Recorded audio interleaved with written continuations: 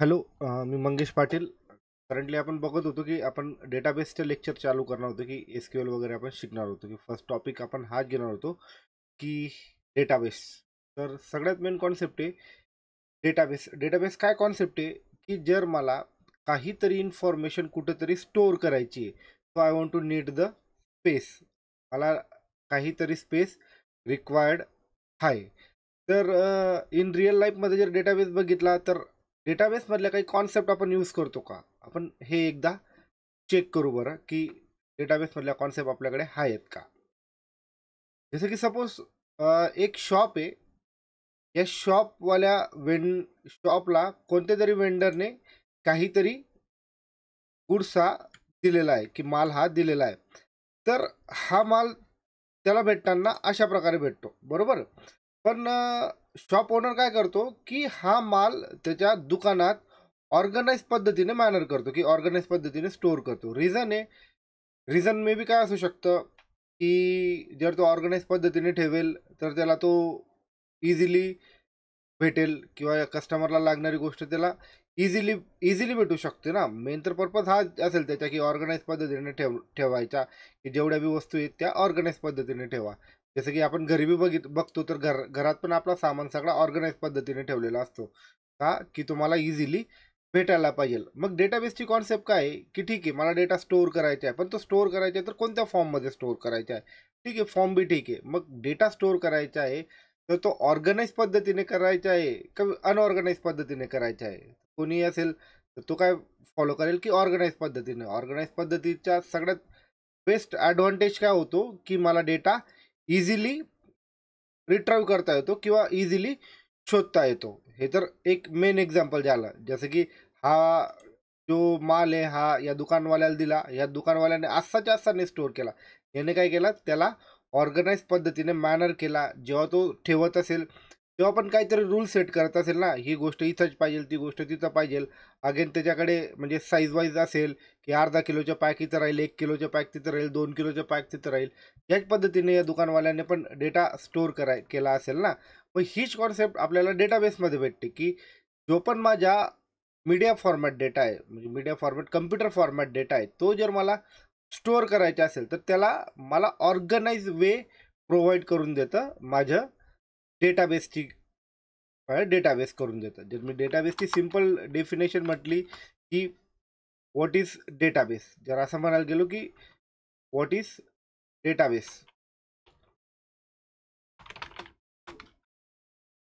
मी म्हणू शकतो, की व्हॉट इज डेटाबेसला मी असं म्हणतो ना, की जी बी इन्फॉर्मेशन मला ऑर्गनाइज मॅनरमध्ये स्टोअर करायची असेल, तिला मी म्हणेल जी बी इन्फॉर्मेशन असेल ती मला ऑर्गनाइज पद्धतीने स्टोअर करून द्यायचं काम कोण करेल? डेटाबेस. खूप डेटाबेस काय कॉन्सेप्ट आहे? ऑर्गनाइज मॅनरमध्ये डेटा स्टोअर करून देतो. डेटा असू द्या किंवा इन्फॉर्मेशन असू द्या. आता इन्फॉर्मेशन किंवा डेटा काय कॉन्सेप्ट आहे? जर डेटा म्हटलं तर ठीक आहे. आता जर या शॉपवाल्याचं एक्झाम्पल घेतलं तर याच्याकडे जे पण याच्या गुड्स आहेत, वस्तू आहेत, त्या त्याच्या डेटा राहू शकतो. पण मग ॲज अ कम्प्युटर फील्डमध्ये डेटा काय कॉन्सेप्ट आहे आपल्याकडे, की डेटा काय आहे? मग डेटा काही राहू शकतो ना आपल्याकडे.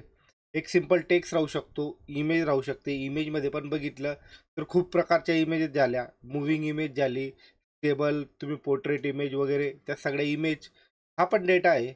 सिंपल आहे. नंबर 0 to 9 मध्ये येणाऱ्या सगळ्या गोष्टी नंबरमध्ये पण डिवाइड केलं तर 2 पार्ट होता नंबरचे, पूर्णांक, अपूर्णांक. मग हा जो बी डेटा आहे, हा याला स्टोअर करण्यासाठी मला डेटाबेस रिक्वायर्ड आहे. तर डेटाची जर कॉन्सेप्ट लक्षात आली असेल, तर डेटा कोणाला म्हणताय तुम्ही? डेटा सॉरी डेटा कोणाला म्हणताय, की सिंपल भाषेत डेटा आपण असं म्हणू शकतो, की टेक्स्ट, नंबर जे पण असतील त्याला आपण डेटा म्हणू.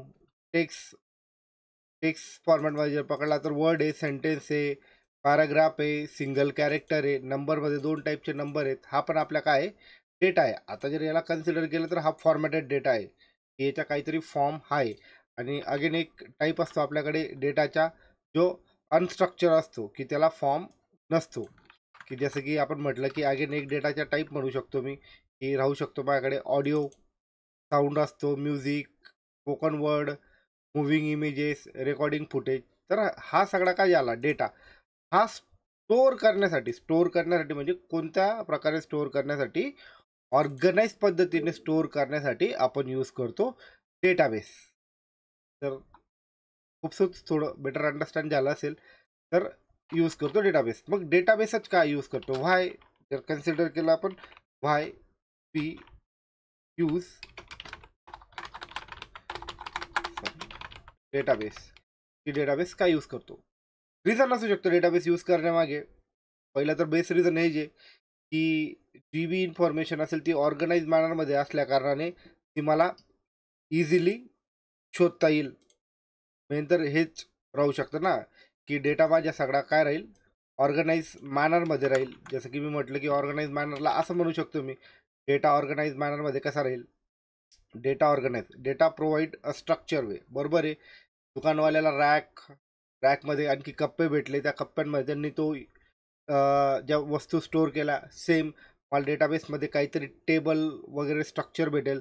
त्या टेबलमध्ये मी डेटा स्टोअर करेल आणि ॲज कम्पेअर ऑफ टेबलमध्ये मी डेटा इझिली शोधू शकतो.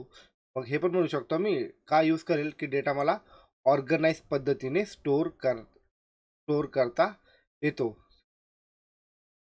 तर म्हटलं मी simple meaning, it's provide a table structure to storing a data और रिट्रायविंग अ डेटा. ही एक बेनिफिट झाला. सेकंड बेनिफिट काय राहू शकतो माझ्या, की डेटा इंटिग्रिटी.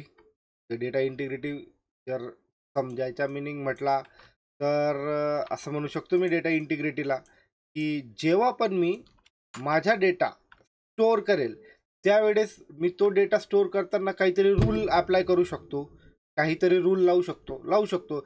जसं की सपोज त्या शॉपवाल्याने जेव्हा त्याच्या वस्तू स्टोअर केल्या त्यावेळेस त्याने केलं की 100 ml ची बॉटल इथं पाहिजे, 200 ml ची तिथं, मग आणखी अर्धा किलोचे त्याने अर्धा किलोचे राईसचा पॅक बनवला, 1 किलोच्या राईसचा पॅक बनवला. हे काय त्याने तिथं रूलच सेट केले ना, की 100 ml ची बॉटल इथं भेटेल, 200 ml ची इथं भेटेल. तर हे काय झाले, रूलच झाले. मग सेम जसं की मी जेव्हा पण माझा डेटा स्टोअर करेल त्यावेळेस मी त्या डेटा स्टोरिंगला काहीतरी रूल सेट करू शकतो ना. एका सिंपल भाषेत जर सपोज असं म्हटलं मी, जस्ट सेकंड,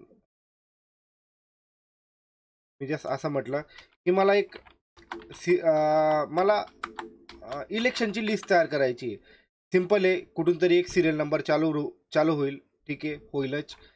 त्या उमेदवाराचं नाव असेल आणि त्या उमेदवाराची एज असेल. बरोबर आहे.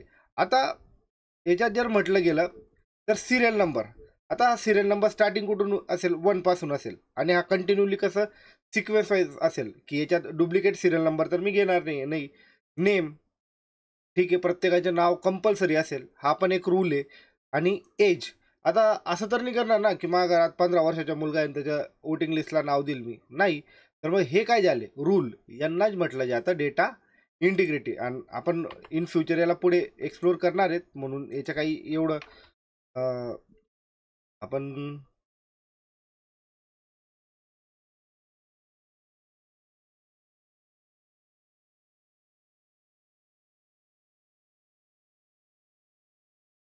आपण याला पुढे बघणार आहेत. म्हणून आता याच्यात एवढं काही मी खेळत बसत नाही, पण मी सांगतो की डेटा इंटिग्रिटी काय असते, की रूल असतात की जे आपण अप्लाय करतो टेबलवर. आणि डेटाबेस काय करतोय, मला टेबल स्ट्रक्चर प्रोव्हाइड करून देतोय. ठीक आहे.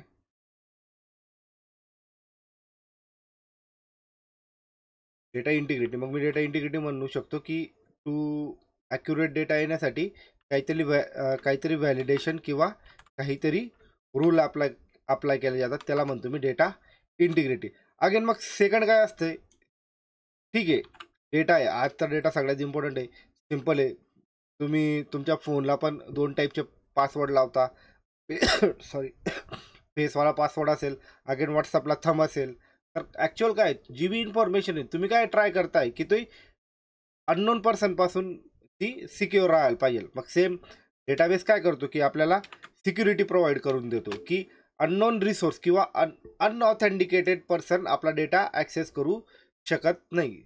ही पण फीचर आपल्याला प्रोव्हाइड करून देतं. म्हणून मी डेटा सिक्युरिटीचा पण विचार करेल. म्हणू शकतो मी डेटाबेस ऑफर अ सिक्युरिटी. आता याच्यात जर बघितलं तर आपल्याकडे दोन टाईपच्या सिक्युरिटी असतात डेटाबेसमध्ये पण ते आपण जशा लागतील तशा आपण त्यांना घेऊ आणि आपण त्याच्यावर विचार करू की डेटाबेस आपल्याला काय करतं की दोन टाईपच्या सिक्युरिटी. ह्या सगळ्या नोट्स मी तुम्हाला व्यवस्थित पद्धतीने करून देईल. आता फक्त एक अंडरस्टँडिंग आणि फर्स्ट लेक्चर म्हणून मी या पद्धतीने घेतोय की database offer a security feature the control excess of the data. Same same यार, इंस्टाग्राम आहे, फेसबुक आहे, ऑथेंटिकेशन शिवाय थोडी तुम्ही पुढे जाशाल. बरोबर आहे ना? हां, तुमच्यातनं काही म्हणतील की सर एखादा इंस्टाग्रामला पासवर्ड टाकला पण इंस्टाग्राम चालू आहे. नाही, तो प्रत्येकदा जेवढ्यांदा ओपन करशाल तेवढ्यांदा तो तुमच्याकडनं पासवर्ड मागतो. पण तो मागत नाही. त्यांनी इंटरनल मॅनेज केलेलं असतं. त्याला म्हणतात टोकन बेस ऑथेंटिकेशन म्हटलं जातं. ठीक आहे. इन फ्युचर आपण ते वेब डेव्हलपमेंटमध्ये बघणारच आहेत. तर एवढं लक्षात ठेवा की डेटाबेस काय करतो, सिक्युरिटी पण प्रोव्हाइड करतो. ठीक आहे. अगेन का यूज करू मी, अगेन का यूज करू? सगळ्यात मेन गोष्ट आहे जी इम्पॉर्टंट मानली जाते, हा डेटा आज कम्प्युटर बॅकग्राऊंड असतील किंवा ज्यांना काहीतरी एक्सेल वगैरे माहिती असेल की ठीक आहे सर की हा डेटाबेस आपल्याला टेबल स्ट्रक्चर प्रोव्हाइड करून देतोय. मग टेबल स्ट्रक्चर तर एक्सेलला पण आहे, ऑब्व्हियसली आहे. एक्सेलवर पण आपण त्या कॉलमला रूल सेट करू शकतो, आहेत. पण हा डेटा आपण एक्सेलला का स्टोअर करत नाही? मे बी पॉसिबिलिटी असेल, एक्सेल एवढा डेटा कॅरी नाही करू शकत. सपोज जर ॲमेझॉन म्हणा, चला इंस्टाग्राम युजर आहेत मोस्ट ऑफ. इंस्टाग्राम म्हटला तर जस्ट आपण जर चेक केलं तर मी जस्ट इथं सर्च केलं तर एक मिनटं, Instagram data base, Instagram database technology कोणती यूज करते ती पण काहीतरी ओके. इंस्टाग्राम जर इथं नीट बघितलं तर इंस्टाग्राम यूज करते SQL. ठीक आहे ना, structure query language postage SQL use करते आज इंस्टाग्राम. मग जर इंस्टाग्रामने जर आपली इन्फॉर्मेशन जर त्या एक्सेल फाईलमध्ये ठेवली असती तर एवढी व्हास्ट इन्फॉर्मेशन त्या एक्सेल फाईलने स्टोअर केली गेली असती का? ऑब्व्हियसली नाही झाली असती, कारण की फाईल सिस्टीम आहे, काहीतरी लिमिटेशन आहे. आणखी सगळ्यात मेजर प्रॉब्लेम काय राहिला असता की एक फाईल जर मी यूज करतोय, जोपर्यंत मी तिला रिलीज करत नाही तोपर्यंत दुसरा यूज करू शकत नाही. तर शक्य नाही झालं असतं. म्हणजे जर एक फाईल सिस्टीमवर मल्टी युजर नावाची जी कॉन्सेप्ट आहे, multiple user at a time single file access करता यायला पाहिजे, तर मी केली नसती. तर मग डेटाबेसच्या अगेन मेजर फीचरमध्ये काय येतं की आपल्याला डेटाबेसमध्ये सॉरी ओके डेटाबेसमध्ये भेटतं की आपल्याला भेटतं की सॉरी मी त्यावेळेस ते दाखवलं नाही, पण इंस्टाग्राम जस्ट मी नोटपॅडला पेस्ट डेस्कटॉपला पेस्ट करून सांगतो की गुगलला काय भेटतंय मला. प्रोस्टेज SQL. Instagram use a Prostage SQL handle the massive volume of data. बरोबर, म्हणून मी म्हणून इंस्टाग्राम बी काय करतंय आज एक्सेल यूज करतंय. ते इंस्टाग्राम आपला एक्सेल फाईल वगैरे सिस्टीम यूज करत नाहीये, हे पण एक लक्षात ठेवा. ॲक्च्युअली मी ते गुगल सर्च केलं होतं, त्यावेळेस मला दाखवता नाही आलं सॉरी, पण मी जस्ट पेस्ट करून दिलं तुम्हाला की काय आहे की इंस्टाग्राम काय करतं आहे, SQL सर्व्हरचा डेटाबेस यूज करतोय. मग मेजर हा पण प्रॉब्लेम आहे की मला काय पाहिजे होतं, मल्टी युजर की जो भी माझा डेटा आहे तो मला शेअरिंग करता यायला पाहिजे होता. तर डेटाबेस काय आहे, multiple user can handle share a data simultaneously, म्हणजे मी मल्टिपल युजर डेटाबेसवर यूज करू शकतो. अगेन अगेन एक मेजर फीचर आहे की ठीक आहे, ऑर्गनाइज मॅनरमध्ये स्टोअर केला आहे. इथं पण म्हटलेलं आहे की ऑर्गनाइज मॅनरमध्ये स्टोअर जर केला डेटा तर तो मला रिट्राईव्ह लवकर होतं, असं मी वरती म्हटलं आहे. ही नोट्स देईल तेव्हा तुम्हाला भेटेलच, व्यवस्थित देईल ॲज पर इंटरव्ह्यूच्या प्रिपरेशनसाठी. जर डेटा ऑर्गनाइज मॅनरमध्ये स्टोअर केलेला आहे तर मला त्याला रिट्राईव्ह लवकर करता यायला पाहिजे. म्हणून टेबल स्ट्रक्चरमधला डेटा हा लवकर रिट्राईव्ह करता येतो, बिकॉज आपल्याकडे एक ॲड्रेस नावाची कॉन्सेप्ट असते, तिला म्हटलं जातं डेटा फील्ड. डेटा फील्ड म्हटलं जातं. जसं आपण टेबलमध्ये जाऊ तेव्हा बघू आपण, बघा अगेन बेनिफिट काय आहे, efficient data retrieve. Database user query, database use a query language, म्हणजे मी काहीतरी क्वेरी फायर करून की मा डेटा हा फास्टली घेऊ शकतो किंवा सर्च करू शकतो. अगेन जी मी म्हटलं इंस्टाग्रामने पण गुगलने पण आपल्याला दिलं होतं की इंस्टाग्राम यूज करते SQL का, मॅसिव्ह अमाऊंट ऑफ डेटा आहे. मग सेम कॉन्सेप्ट बघा, स्केलेबिलिटी म्हटली जाते. की स्केलेबिलिटी कोणाला म्हटलं जातं की handle the large amount of data, त्याला म्हटलं जातं आहे स्केलेबिलिटी. ठीक आहे, म्हणजे डेटाबेस हा मल्टिपल डेटा हँडल करू शकतो. अगेन एक मेजर 2 फीचर आहेत, त्यांना आता नाही घेत मी, बट इन फ्युचर मी त्यांना घेईल, कारण की आता घेतल्यावर पण आपल्याला ते व्यवस्थित अंडरस्टँड होणार नाही. एक फीचर आहे डेटाबेसचे, मेजर फीचर आहे की सगळ्यात मेजर फीचरमध्ये ते पण येतं की ट्रान्झॅक्शन सिस्टीम. ट्रान्झॅक्शन सिस्टीम म्हणजे काय, की डेटा हा ट्रान्समिशन होतोय, माझ्याकडून तुम्हाला भेटतोय, तुमच्याकडून माझ्याकडे येतोय, बरोबर आहे. ट्रान्समिशन जे होतोय डेटा, सिंपल व्हॉट्सअपला हाय मेसेज केला तरी पण माझ्या मेसेज तुम्हाला डिलिव्हर झाला, तुमच्या मेसेज मला डिलिव्हर झाला. ठीक आहे, मी तुम्हाला 100 रुपये ट्रान्सफर केले, तुम्हाला 100 रुपये भेटले, बरोबर. आता जर ह्या एक्झाम्पलमध्ये बघितलं तर 2 लोक आहे, 2 लोकांचे ट्रान्झॅक्शन आहे, माझे SBIचे, तुमचे HDFCचे. जेव्हा मी जर पैसे ट्रान्सफर करेल तर कधी कधी होतं की ते पैसे तुम्हाला भेटत नाही, माझ्या अकाउंटमधून डिडक्ट होऊन जाता. मोस्ट ऑफ प्रत्येक माणसाला प्रॉब्लेम आहे. मग हा प्रॉब्लेम काय होतं की थोड्या वेळानंतर 24 आवर किंवा विदिन द 5-10 मिनिटात ते पैसे एकतर मला रिफंड होऊन जातील, एकतर समोरच्याला भेटून जातील. तर ही जी बी कॉन्सेप्ट आहे, जे पैसे मिसिंग झाले होते ते तर ॲक्च्युअल मिसिंग नव्हते, की ते एका कुठेतरी काहीतरी ट्रान्झॅक्शनमध्ये प्रॉब्लेम आला असेल म्हणून ते काहीतरी सस्पेंड अकाउंटला पडले असतील, सस्पेंड अकाउंटला गेले असतील. पण बघा, याच्यात सगळ्यात इम्पॉर्टंट फीचर काय आलं की डेटाबेस ट्रान्झॅक्शन नावाची कॉन्सेप्ट प्रोव्हाइड करतात. आता मोस्ट ऑफ कॉम्प्युटर बॅकग्राऊंडचे असतील त्यांना ACID म्हणून एक कॉन्सेप्ट माहिती असेल. ॲसिडिक प्रॉपर्टी म्हटलं जातं तुमच्याकडे, ॲटॉमिसिटी, कन्सिस्टन्सी, आयसोलेशन अँड ड्युरेबिलिटी. आता ह्या ट्रान्झॅक्शनमध्ये काय झालं की माझ्याकडून पैसे गेले, तुम्हाला भेटले नाही. ह्या ट्रान्झॅक्शनच्या सिम्पलचा मिनिंग काय आहे, एक तर ट्रान्झॅक्शन व्हायला पाहिजे, तर कंप्लीट व्हायला पाहिजे. पार्शल ट्रान्झॅक्शन म्हणजे अर्ध ट्रान्झॅक्शन वगैरे ही कॉन्सेप्ट अप्लाय नाही व्हायला पाहिजे. तिथं अर्ध ट्रान्झॅक्शन किंवा पार्शल ट्रान्झॅक्शन म्हटलं जातं याला, पार्शल ट्रान्झॅक्शन अप्लाय झालं तिथून ते जे पण ट्रान्झॅक्शन आहे ते रोल बॅक होऊन जायला पाहिजे, म्हणजे ते ॲट इट इज होऊन जायला पाहिजे, एकतर पैसे तुमच्या अकाउंटला येऊन जायला पाहिजे. ही पण फीचर प्रोव्हाइड करतो डेटाबेस. तर हे मेजर फीचर आहे डेटाबेसचं. आता टाईप्स ऑफ डेटाबेस किती आहे, की टाईप ऑफ डेटाबेस आता बघायला गेलं तर मल्टिपल डेटाबेस आहेत, की जसं की आपण एक म्हटलं जातं रिलेशनल डेटाबेस, की रिलेशनल डेटाबेस आहे. त्याच्यानंतर आहे NoSQL डेटाबेस. NoSQL डेटाबेसमध्ये तुमचं MongoDB येतं. आपण हे 2च डेटाबेस बघणार आहे, हे 2 डेटाबेस मी तुम्हाला शिकवणार आहे. पहिले डेटाबेसपासून चालू करणार आहे, रिलेशनल डेटाबेस. तो ऑलमोस्ट आपण स्टार्ट करणार आहे SQL स्टार्ट करणार आहे. SQLमध्ये काय काय कॉन्सेप्ट येतात ते मी नेक्स्ट लेक्चरमध्ये सांगेल तुम्हाला, की SQL आपण कुठून चालू करू. SQLची आपण नेक्स्ट डेला जी बी कॉन्सेप्ट राहील ती नॉर्मलायझेशन राहील, की नॉर्मलायझेशन काय कॉन्सेप्ट आहे. पण आपण हे 2 डेटाबेस यूज करणार आहे. हे 2 डेटाबेस सोडून ऑलमोस्ट बघा, नेटवर्क डेटाबेस आहे, हायरार्चिकल डेटाबेस आहे, तुम्ही आता सध्याच्या टाईम पिरियडमध्ये ऐकला असेल, क्लाउड डेटाबेस आहे, टाईम सिरीज डेटाबेस आहेत. हे काय आहेत, हे डेटाबेस आहेत.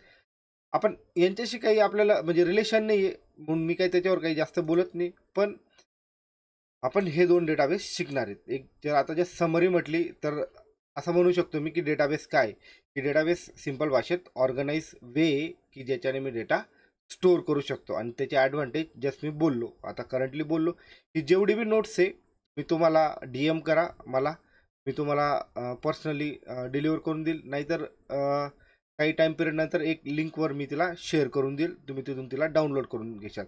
आता फक्त मी एक रॉ डेटामध्ये तुम्हाला इन्फॉर्मेशन द्यायचा प्रयत्न केला आहे. ही नोट्स जेव्हा आपण देईल तेव्हा मी प्रॉपर वेने देईल. थँक्यू.